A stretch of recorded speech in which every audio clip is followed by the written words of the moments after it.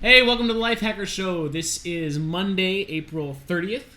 And once again, Adam Pash is out of town, so I'm Whitson Gordon here with Adam Dotches. And Thorin Klasowski is joining us via Skype. Hey, Thorin. Hello. We go that's basically an order of who's the loudest. Yeah. Thorin all quiet over there on Skype. Thorin, you're going to have to yell a lot today. We have a lot of awesome news this week. We do. do. Have some cool downloads, a mega show and tell extravaganza. Oh, I left it somewhere else. No, I'm just kidding. No, it's great. A mega show and tell extravaganza, and some questions from you guys. So let's get started with the news. All right. All right, this week we have a lot of news stories to cover, so let's get to it. First up, Google Drive was released. Whitson, you pretty much took point on this week, and I actually have a lot of questions for you, but maybe explain what it is first. Google Drive, in a nutshell, is what would happen if Google made Dropbox. It is a file syncing service, just like a lot of the other file syncing services out there. You download a desktop program to your computer. It creates a folder in your home folder or documents and syncs all of those files up to the cloud via Google. What makes Google Drive different is that the web app... That's what I want to know. Okay, so what makes Google Drive different? The web interface is very cool. It's exactly what you would expect from Google. It has a lot of really cool advanced search powers. So if you're crazy about, Gmail's advanced that's nice. searches and stuff like that, it's a really great way to search through all your files. It's got a couple little interface differences. You can view all of your, images and documents in thumbnail form, which is kind of cool. I heard that it can't play like MP3s or something though. Yes, like, but neither can Dropbox. There's a lot of on the iPhone it can, because it's right. But it does have a photo viewer, and it can view PSD files, Photoshop files, and videos, and all sorts of other files too, which is nice. The downside is that Google Drive's desktop application kinda sucks. A lot. That's a big downside. It is a really big downside. So very much like Dropbox, it'll sync your files and everything, but when it syncs your Google Docs files, Google Drive integrates really well with Google Docs, which is cool on the web. But when you sync those files down to your desktop, they're synced down as just Google Docs files. So when you double click on them, it opens up Google Docs. That might not be a bad thing if you're really into Google Docs, but I kind of wish that it would sync them in so I could open them up with my favorite word processor. Okay, well that's just with like Microsoft Word though, like a doc file. That's not going to happen with a Photoshop file. It's not going to No. That's just okay. That's not even with doc files. That's just with files you created in Google Docs. Oh, I'm actually okay with that. That's how I would. And it works. If you have offline access enabled for Google Docs, it's pretty cool. Mm-hmm. It also the desktop app doesn't really give you a lot of information when you're syncing. It doesn't tell you, if you add a file to your Google Drive, it won't really tell you how long it plans, how long it'll take until it's synced. It won't tell you what speed it's uploading at and things like that. And unlike Dropbox, you can't tweak the upload speeds. You can't get a shareable link to a file from the desktop. You actually have to go to the Google Drive interface to do that. So the desktop just doesn't have a ton of useful features. You have to do a lot more from the web interface.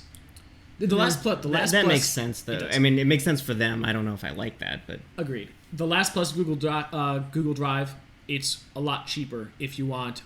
If you want to pay for more storage, like upwards of 50 or 100 gigs, it's a lot cheaper than Dropbox. Okay, so I'm paying, I think $100 a year for 100 gigabytes of space, something like that on Dropbox. What does that cost on Google? I'd have to double check. I think it's like $15 a month. Oh, that's more.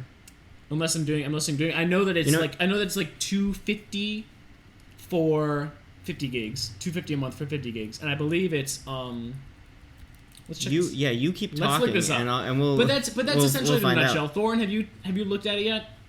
Yeah, I played around with it a little bit. What were your thoughts? It still seems kind of weird to me that just the dock integration is what bothers me for the desktop client. But that's it. I mean, otherwise it's great. So you have kind of the same gripe I did. When you're saying dock integration, the documents, not like the dock on the OS 10 dock. Yeah. Okay, I'm making sure because I get confused. The fact that Google Docs open up in Google Docs rather than a desktop. I'm the only one who likes that. That's weird. And it's still missing an iPhone client too, right? Yeah, and that's the thing, is if you use Google Docs, then you will love this, and it's fantastic. And it integrates with Google Docs and Google Plus and other Google services, which is great. How much? 25 gigabytes for $250 a month, 100 gigabytes for $5 a month. which that is is cheap. significantly cheaper Yeah. than Dropbox. And you can get storage of up to 1 terabyte or even 16 terabytes. And that's a lot cheaper than Dropbox too, because when you get to the terabyte level with Dropbox, you need to pay for a very expensive Dropbox team account. Yeah. So, anyway, Google Drive. If you are a big Dropbox fan, I'm not compelled to switch. But if you use a lot of Google Docs and Google services, you might think Google Drive is pretty cool. Or if you pay for a lot of extra storage. Yeah, I mean, it's definitely worth watching for the time being because yes, it could become a very serious competitor. It's off to a good start. I'm not inclined to believe that because they had so long to work on this and it's mediocre as it is. No, but I mean, every first product is a little shaky. I haven't used it, but it sounds good. But I feel that way about a lot of Google I just feel stuff. like it's been rumored for so long, and they've had so long to compete with these other companies that now they're way late to the game, and with a product that's just this kind of feature bare compared to a lot of other ones, especially on the desktop. We'll see. Okay, so Google wasn't the only big release. I mean, Adobe released their CS6 this week, and that's Creative Suite 6. That's their whole suite of applications. And we had gotten a preview of Photoshop a few weeks earlier, or a month earlier maybe. But this is the whole deal. And now they have a Creative Cloud where you can use all of their applications on a subscription basis. And Thorne, you want to tell us a little bit about that?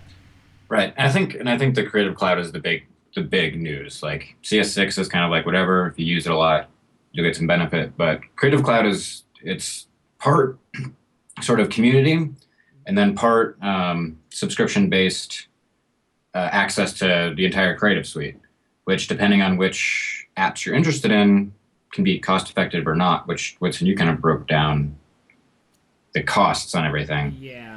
And it's basically if you only plan on using, because you can subscribe to either the full Adobe Suite or you can subscribe to some single apps like Photoshop. You can subscribe to Photoshop for $20 a month.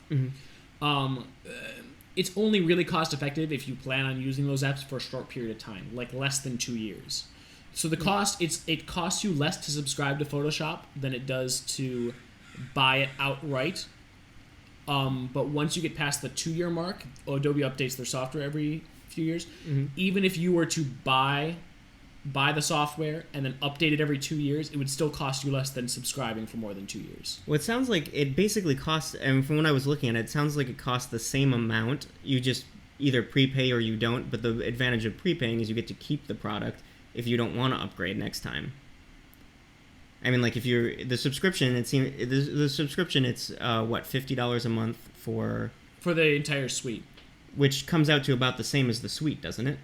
No, it's a little bit less. Okay. But then once you go past that, you're essentially paying full price. But then it's a free upgrade though. You get the new software, don't you? Yes, but you're still subscribed to it, and it would be cheaper to buy the upgrade because the upgrades for Adobe are so much cheaper. Oh, that's right. Yeah, I forgot about that. So essentially, Creative Cloud is awesome if you're only going to use Photoshop for like the next year, if you need it for a class or something and you don't plan on using it in the future. It seems like a great deal for schools too, because they could probably get a bulk thing. But if you're a student, you also get way cheaper than subscription, true. Or so if you can get a student discount, that's very much the best way to go in any scenario. But it's cool, and it comes with all these other cool cloud services, I guess, too. So, and there are some other benefits too, like the font access and things like that you might not have. Yeah, that's true. That's pretty cool. So, if you're a very heavy user, I can see it maybe being something you would want to check out. Yeah, I mean, if I didn't just buy the Master Collection at a big discount and the upgrade pricing wasn't so good, I probably would consider subscribing to cloud. But I'm not going to do it. And what? How about you guys? No. And you know what? The whole thing is still just showing me that Adobe doesn't understand that if they just cut their prices, their stuff is so expensive. And piracy is such a huge problem for them. And if they would just cut their prices, people would be lining up to buy their stuff. But I do think the Creative Cloud will help to some extent. They will until people realize how much they're paying for it. Yeah. It's not as cheap as it sounds. Yeah. Unless you're only using it for a short time. Yeah, but $20 a month for Photoshop, especially if you're not going to use it all the time, and then you can cancel and resubscribe, it could be worse. Yeah. But anyway, agreed. That pretty much covers it. Yeah.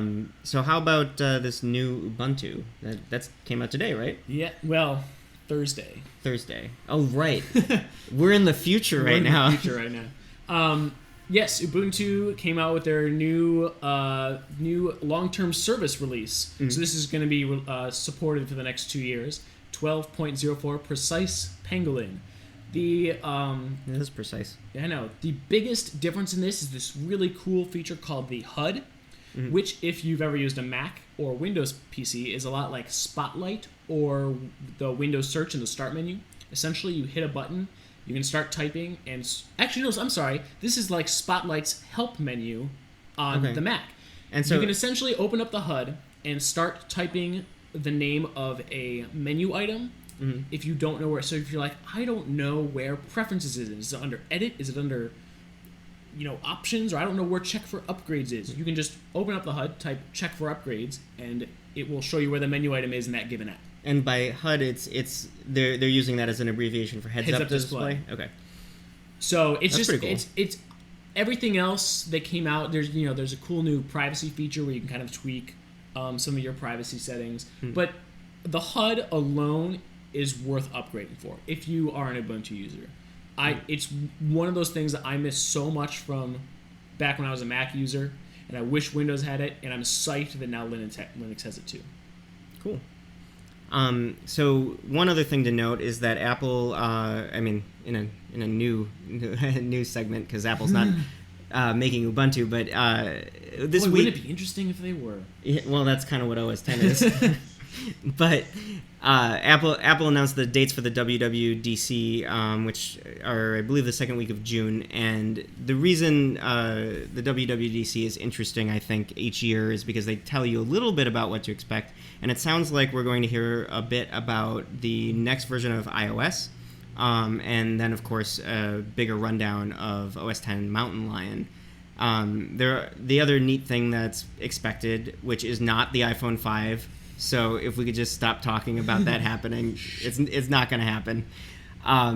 Is that the whole MacBook line is supposed to get revamped? Yeah, and a lot of people are saying that there are going to be more MacBook Airs, like the MacBook Pro level machines might be thinner and more portable. And you saw a news story on Thursday. About Apple was trying to patent the MacBook Air. That's not really newsworthy, but it is just interesting. It kind of made me do a facepalm, like, oh, Apple's trying to patent really thin laptops. Yep, that's should come as much of a surprise. I know. Okay, so lastly, Thorin, you wrote a post this last week about throwing your privacy out of the window, about living in public, and you went through the experience of trying to live in public, right, and putting all your information online and seeing what happened. Yeah, basically. So how'd that go? I set up disabled every privacy protection thing I have on Chrome, and then signed up for a bunch of weird location sharing apps, and tried everything out for 3 weeks to see what would happen. What did happen? Well, it was a weird mix. I mean, as far as the web stuff, it's all kind of what you would expect. Advertisers collecting things. Kind of not that interesting on that level, but the location tracking was interesting because I sort of learned a little bit about why people use it, and a little bit about how you're not supposed to use it. For instance, and the commenters were going nuts on this one, but I canceled a dinner with a friend, and then went out, checked in somewhere. He saw it, and commented to me about oh, you're out and about. How you doing? Okay. Oh, I can't go out. I'm sick. Checking at the club. Right, and to be fair, I don't know. Maybe I'm the only person that does that, but sometimes you just don't want to hang out with somebody. I cancel on Dodges all the time. Yeah, but I have spy cameras, so I know why. It's creepy, but it's important that I know everything about Whitson's life. So. But so you could see why it would be useful, but it was also kind of a pain in the butt. Right. And I did have good experiences, running into friends I hadn't seen in a while, or finding out someone was in town that didn't, bother to tell me they were in town. But, that's pretty cool. It was still nice, being oh, wow, you're here. Cool. Well, that's cool. And the feature's really interesting, and we'll put that in the show notes. It's definitely worth the read. My favorite part was when he got a complete stranger to tell him everything that she knew about him based on the information that he made public on these services. And she knew a shocking amount about Thorin Klosowski's life. That's very interesting. I know. So definitely go check that out.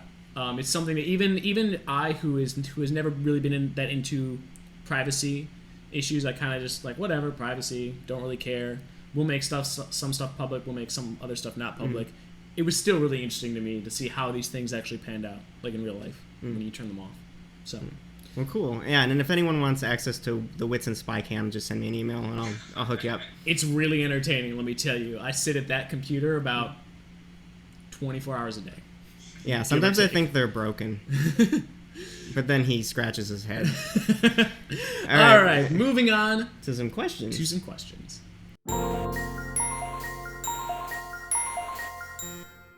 All right, our first question comes from a reader. I don't know who. So let's see. Hey, Lifehacker. Love the show. Get to the question here. So I just started using Google Docs because it backs up to the cloud. I love it. I love the way it saves, the way I can access it anywhere. But what I don't like is the way that it's not able to easily autocorrect all my spelling mistakes and grammar mistakes, punctuation, like it does in Pages. So my question, is there any plugin or anything that I can use that Google Docs would be able to correct the common mistakes that I make instead of having to go in and manually do it to each one? Thanks. You guys rock. You're awesome. There's going to be a lot more awesome once we tell him the answer to this question. Yeah. Yes, there is something you can do. I forgot. No. What you can do is you can't Google. There isn't a plugin for Google Docs. The autocorrection that's happening in Pages. He said that he's using Pages, the word processing app on OS X. But it's the same thing for Microsoft Word users too. They have a lot of cool autocorrect features. If you make common misspellings, it'll just automatically correct them without giving you that red squiggly line. Well, now OS X Lion will do the automatic correction. Throughout the entire the entire handy. system. Just it can be, and it can be really frustrating too if you try to type something Apple doesn't like. But either way, if you do like it, I mean, I still keep it on, so I'm not hating on it too much. But if you want more autocorrect features in other apps, one thing you can use is text expansion, especially on the Mac. And we'll link to text expansion, our choices for text expansion on all platforms in the show notes.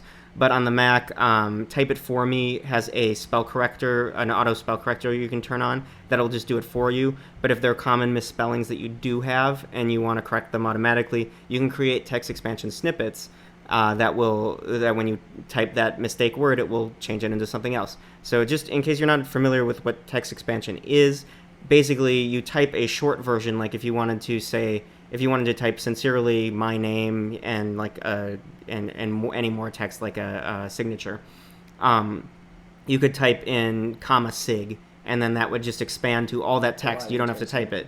For my Google Voice phone number, because I can never remember it, I have GV, and when I type that, it expands to my phone number, and then I don't have to remember my phone number, and I can type it in faster. That's handy. I never thought of that. Yeah. I can't actually remember my real number because I use Google Voice. It's really great to use it on a mobile platform, too. We have a couple of options there, and now iOS has a built-in one where you can create these shortcuts, and it's so handy on a mobile platform because obviously that takes a lot longer to type. So it's useful for a lot more than just misspellings, but that is definitely something that will work in Google Docs. And I know that our favorite text expander for Windows also has a spelling dictionary built in, although I've turned it off because I don't particularly like it. But if you do like it, you're good to go. It's pretty great.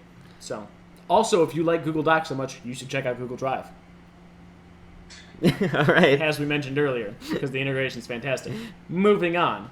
All right, so our next question comes from Harry, and he asks, when I type, I stare at the keyboard like a 13-year-old boy staring at, well, how can I type properly? Learn to type properly. Thorin, you want to take this one? So it's actually seems like it's really easy. We kind of have keyboard in the notes here, and that's one option.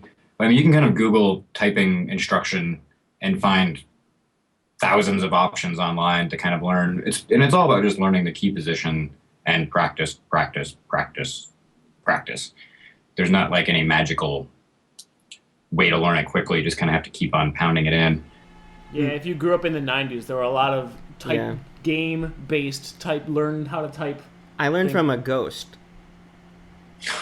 So, Interesting. Yeah, it was a haunted house, and I would type, and he'd be like, "Ooh, you're spooky." Yeah. There's also Mario teaches typing. Oh, I wish I got Mario. I was too old when that came awesome. out. Typing of the Dead also was great. Yeah. Typing of the Dead. Yeah, it was like you shot zombies with your words. Oh, that sounds much better. Our typing programs were really non-violent. I mean, everyone was already. I was typing with the dead, but they were just kind of like, "Good job." This is a common theme among learn how to type programs. But I'm sure there are a lot of things out there, both software and probably web-based in this day and age. Yeah, I think there's Thorin, you mentioned Keeber, right? That's a web app. Okay. And if you add game into that, you'll find like 50 or 60 different options for different games you can learn to type with to make it a little bit more fun. Yeah, that seems like the way to go, because otherwise it's so boring. Super boring. I'm pretty sure I learned a really boring way. Yeah. I just had like a regular typing program. Super lame. Anyway. Sorry, Whitson. Check that out. Yeah, no, my life is so hard. First world problems. Yeah. All right, moving on. Our next question comes from somebody else with a voicemail. Hey, Lifehacker, what's a good place to get non-copyrighted music for YouTube videos and podcasts? Thanks. Okay, so the caller is asking how to get free music for podcasts or YouTube videos. And there are a couple of places that come to mind. Free non-copyrighted music. Yeah, stuff you can just use whenever you feel like it. Oh, I thought of a third one. Okay, well, first of all, SoundCloud, who actually hosts the audio version of this podcast, so thanks, SoundCloud. They have a lot of free music on there that you can grab. It, like Flickr, it'll say whether or not, like if you have to attribute anything or if it's legal to use. But you can just go search SoundCloud, find some music you like in a genre that works for you, and then you can use that music. If you don't want to have to worry about different Creative Commons licenses, you can go to freemusicarchive.org. And that's probably my favorite. I've been finding stuff on there for ages. It's great for our Lifehacker videos. So there's that. You can just go on there and get whatever you want and listen to it, download it directly from the site.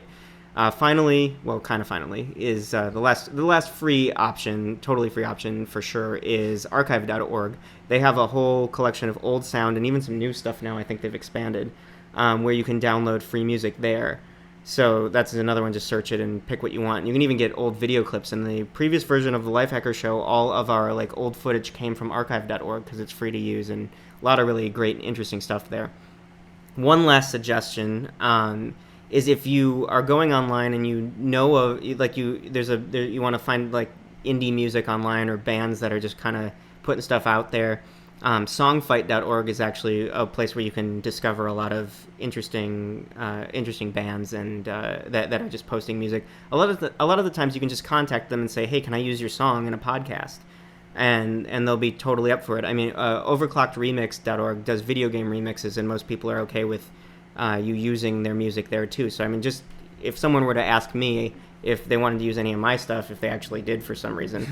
I would totally be fine with it, and I think people are psyched to get their music out there. Yeah, if they've written it. I've asked people I found on Songfight for rights to use music in Lifehacker videos a few times, and they've always said yes. So, a lot of the times, if you can't find something you want in an archive, just get it. Just go around and ask for what you actually want.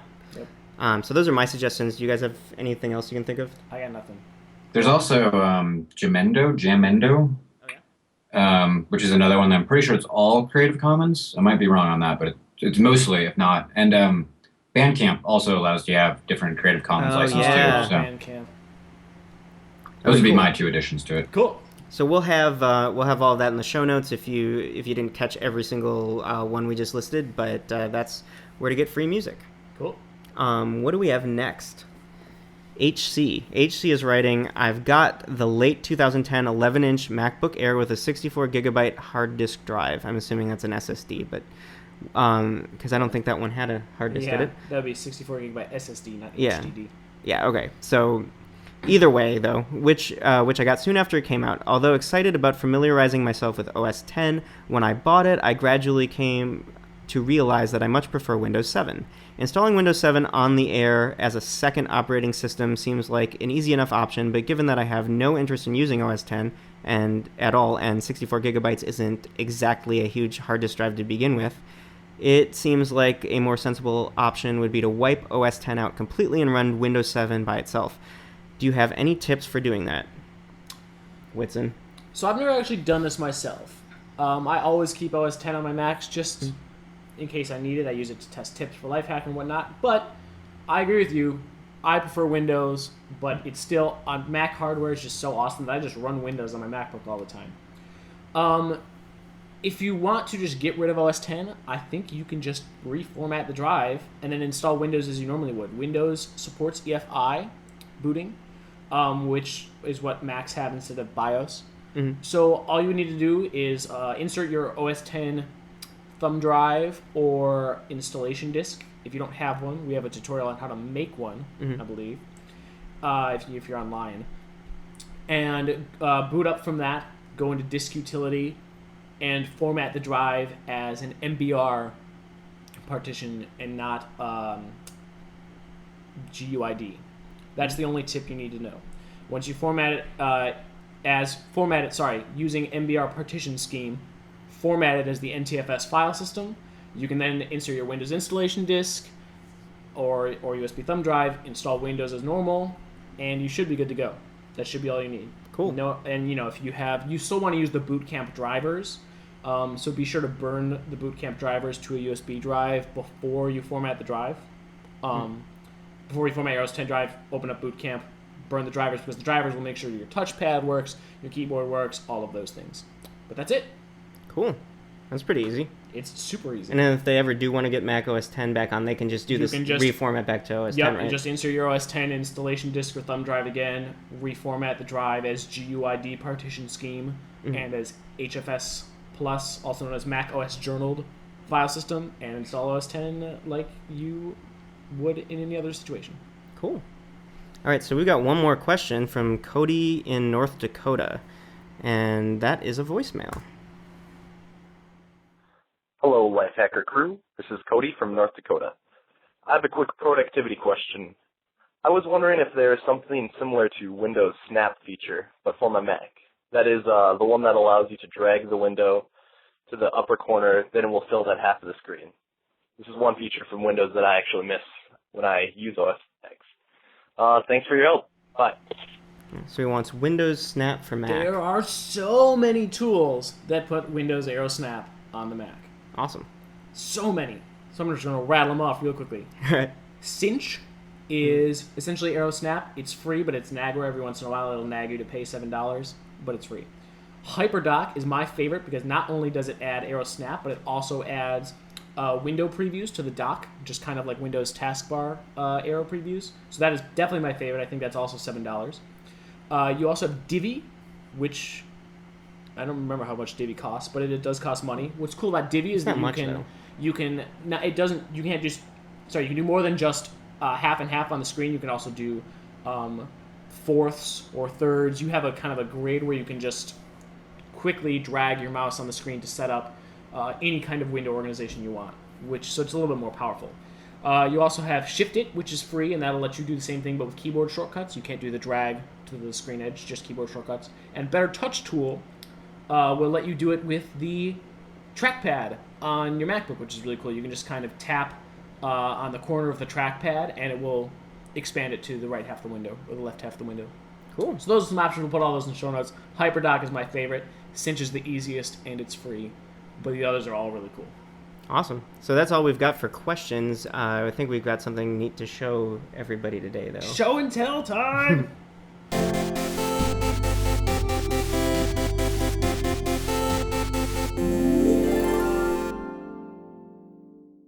All right, so we've got something cool to show you today. It is called the Gridit. It's not new, but it's consistently been an awesome thing we've been using for a long time. One of our favorite little gadgets. So what it does, first of all, for those of you who can see, it looks like this. It comes in a lot of different shapes and sizes, but it's basically a rectangle with a bunch of elastic bands going in all sorts of directions. You can use it to put in your USB drives or your cables or hard drives or pens or whatever. Just kind of hold everything in one place in your bag. I mean, if you had lipstick or whatever, it doesn't matter if it's something. If the small stuff you put in your bag. Don't lie, you have lipstick in your Gridit. Not this Gridit. You just took it out to hide it from our viewers. Well, I needed to take it out to put it on before the podcast, so I look pretty. But essentially, it's just a really cool way to keep all of your stuff organized and kind of in one place, which is nice. Yeah. All your tiny little knickknacks and gadget helpers. Don't forget the doodads. Doodads of all sorts. I actually have a Gridit as well, but instead of just having the regular Gridit, I got this Gridit case, which is heavier than it looks. What's really cool about this one, stupid mic is in the way, is it's essentially a netbook/tablet case/Gridit. So I got my netbook in this pocket, I've got my iPad in this pocket over here, and in the middle is a Gridit. And I can hold, my netbook's mouse, my flash drive, my headphones, all the power cables I need for all of my devices, iPhone, netbook, iPad, all of those things. So it's like this really nice little compact case that I can just kind of sling over my shoulder. And I have almost all of my gadgets with me, except for this MacBook, which I don't really take around with me a lot because it's just kind of big. Yeah. So that's really cool. So yeah, I actually have 3 other Gridits. So you think that's cool? I have a Gridit. I have a Gridit too. I have 4. I have a Gridit problem. I have one that I used to keep art supplies, namely pencils and blending tools and charcoal pencils and pens. This is just a regular Gridit in a different color. It's the same as my normal Gridit, but gray, yeah. And one thing is that a lot of the Gridits have pockets on the back, so you can store other stuff. I don't like to do that because then it's bumpy on both sides, and it doesn't lay flat, but it's an option. That was the lovely sound of a zipper. Speaking of zippers, you can also get a Gridit that if you want to reduce damage, you can get one with a neoprene sleeve, and sometimes, or maybe all the time, they have a handle, and so you can get them in a case like that, and then unzip them, and then you have a smaller Gridit. This one's a square. It's a baby Gridit. Yeah. The baby and the mama and the papa Gridit, so to speak. It's nice if you have something that could get damaged in a bag and gets bumped around. Lastly, this is kind of similar to Whitson's, but more compact. That's Velcro. That was a wonderful sound of Velcro for you listeners out there. Yeah, this is a Gridit, but it also has a slot in the back for a tablet, for an iPad-sized tablet, so 10-inch, I guess. And then has the sleeve that goes around it to protect everything. And so if you want to port a bunch of little stuff plus an iPad, that's another option. They do these for laptops as well. Mm-hmm. There are a lot of different kinds of Gridits. There is a very, very large selection of Gridit at Cocoon's website. So check out that in the show notes. This is literally just a small smattering of all of the Gridits available. Despite the vast number of Gridits we have. Despite how many Gridits we have on this table right now. There are so many more out there. So check it out. We really dig them. Mm-hmm. It's especially cool if you are on the go often. Yeah. So that's awesome, but how about some downloads? Let's do some downloads. All right, so we have some pretty cool downloads this week. What is the first one on the list, Dotchus? Oh, it's mine. First one is yours. It's Gmelious, which is probably how that's pronounced. It is for Chrome, Firefox, and Opera, and what it does is all 3? Yeah, all of them. Even Opera users are included for once. And shocking. Yeah, but good. It's a good thing. It is a good thing. We're not inciting the ire of the opera fan. Yeah, simmer down, Opera fanboys. What it does is it basically takes Gmail and makes it a lot better. It's an extension you install, and with a few clicks you can remove ads, you can change the layout, you can remove stuff like the chat or the people bar or other crap you don't really want in Gmail. Probably the coolest things that it does, you know how you can tap the top of an iPhone app and it scrolls to the top? You can tap or click, I guess, the top of Gmail if you have this extension installed, and it will scroll all the way up the list of whatever list or email you're on. And then another thing is it can also hide the Google bar, which takes up a lot of space. So the idea is that it removes a lot of stuff or can make things more compact. It can add labels to make the UI easier to understand. It just does things to make Gmail easier to use that Gmail hasn't done itself. So it's really worth an install. You can use whatever parts of it you want and ignore the parts that you don't. I would also recommend for Chrome users to not only check out Gmelious, but check out an extension called Minimalist for Everything. Mm-hmm. Because it will not only do many of those same things with Gmail, but it will do it with Facebook and Google Reader and all sorts of different services, and just let you tweak every little part of the interface you want. That's Take wonderful. things out, remove them, change them. It's amazing. I gotta do that for Facebook. Yeah, dude. All right, so what do you got next for us? All right, next we have Microsoft Security Essentials, which came out with a new version this week. It wasn't a huge upgrade. If you download it, you might not even notice that much that's different. They tweaked a few things in the interface, made some of the settings a little bit easier to understand. But the biggest thing is that the performance has improved, and its virus scanning abilities have also improved. So download it, take a spin through the preferences. If there were some things you didn't quite understand before, you might find them a little bit easier to understand now.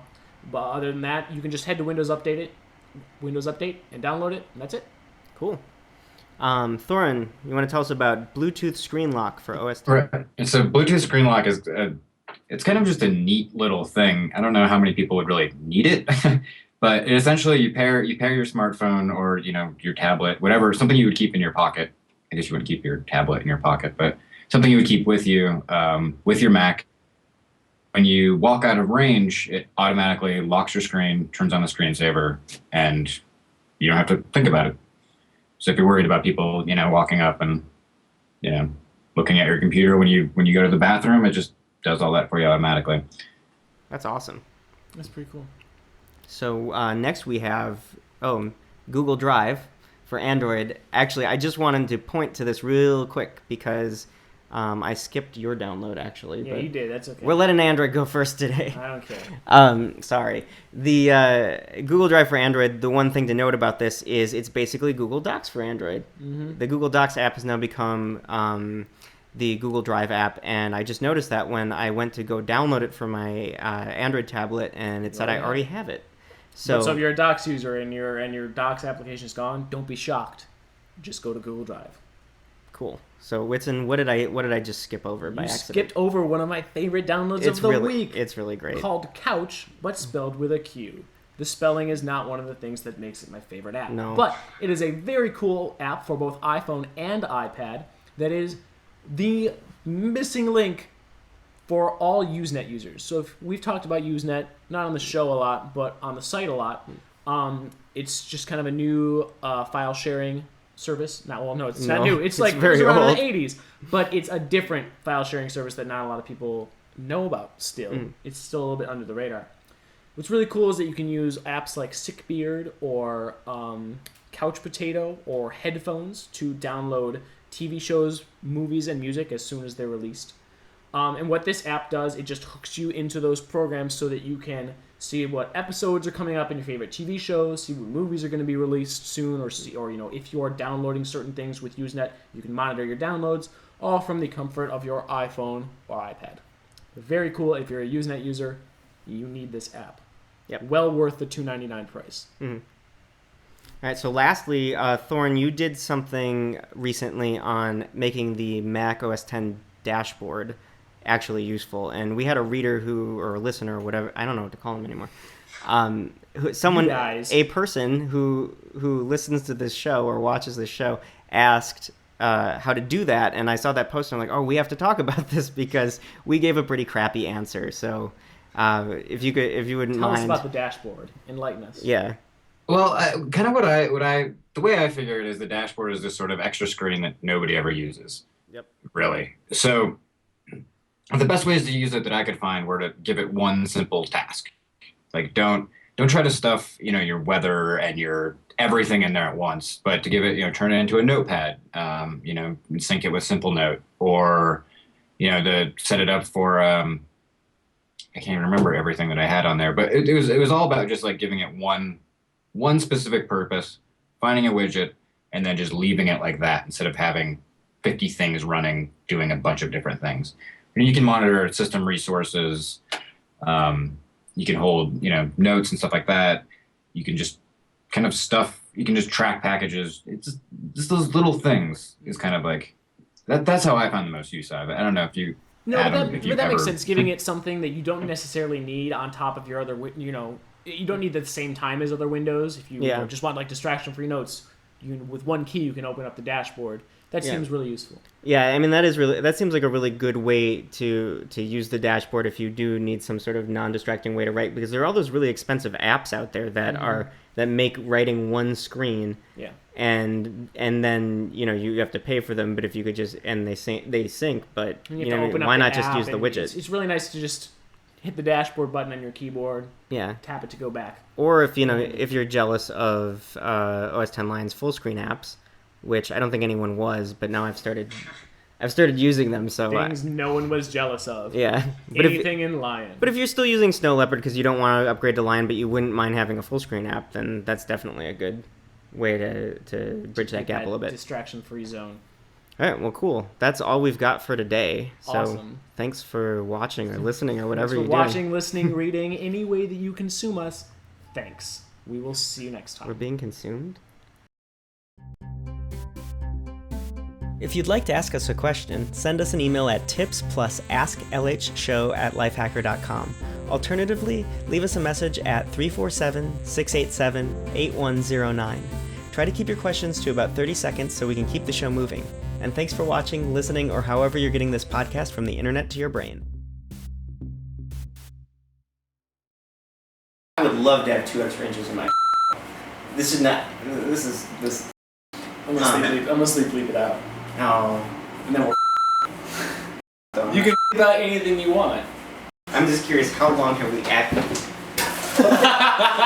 That's what's going at the end of the credits.